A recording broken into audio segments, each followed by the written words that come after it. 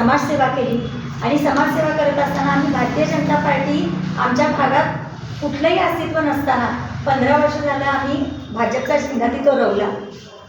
हे होत असताना आम्ही दोघांनी देखील उमेदवारी मागितली होती पक्षाकडून, पण पक्षानं त्यापैकी म्हणजे आमच्या कार्यकर्त्यापैकी कुणाला तरी एक अशी उमेदवारी असेल असं हे पक्षानं सांगितलं होतं.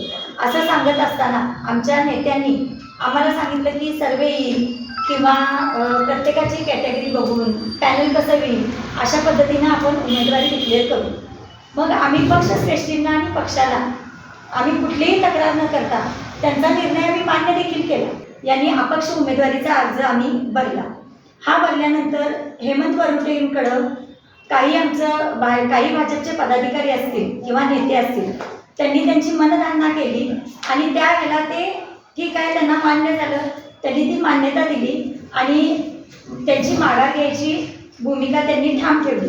पण माझ्यावर कुठलीही चर्चा न राहता मी पक्षश्रेष्ठींचा सन्मान ठेवून किंवा त्यांना मान देऊन मी प्रकाश अण्णा आवाड यांच्या ऑफिसमध्ये देखील गेले आणि भारतीय जनता पार्टीच्या ऑफिसमध्ये देखील गेले.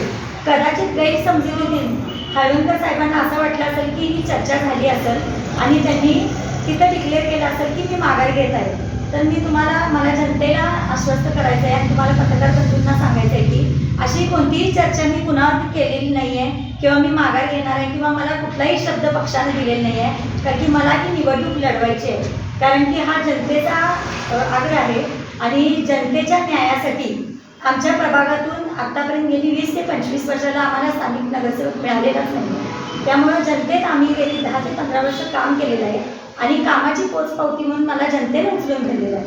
तर मला एवढंच सांगायचं आहे की हे भरतमाईची सारखे जे कार्यकर्ते माझ्या घरी आले आणि त्यांनीच उलट मला म्हणजे वेगळं काही सांगितलं की पुढचा जो उमेदवार आहे त्याला आपण माघार घ्यायला आणि ही चर्चा करायला जाऊ, अशी माझीच फसवणूक त्यांनी सगळ्यांनी केली. पण मला पक्षाला दोष द्यायचा नाही आहे किंवा नेत्यांना दोष द्यायचा नाही आहे. फक्त मला एवढंच सांगायचं आहे की एखाद्या गैरसमजुतीने कदाचित हळवणकर साहेबांनी माघार घेतलं हा शब्द वापरला असेल, पण तो शब्द मला मान्य नाही आहे, कारण की माझी चर्चा कुठं कुणाशी झालेलीच नाही आहे आणि अशी चर्चा मी करणार पण नाही आहे, कारण की ही निवडणूक लढवण्याचा माझा शेवटपर्यंत विचार असेल.